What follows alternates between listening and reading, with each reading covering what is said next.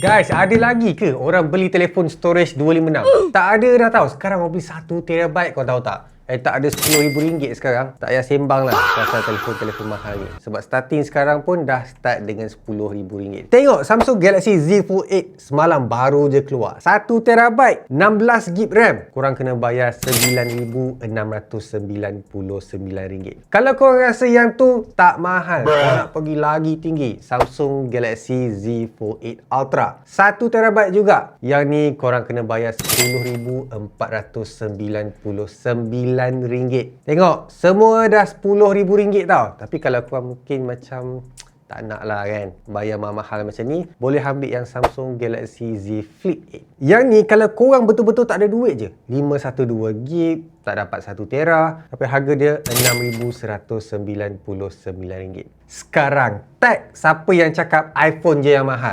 Tengok yang ni, RM10,000 tak ada, tak payah sembang. Follow guys, dan juga komen. Aku nak tahu pendapat korang telefon yang harga puluh-puluh ribu ni.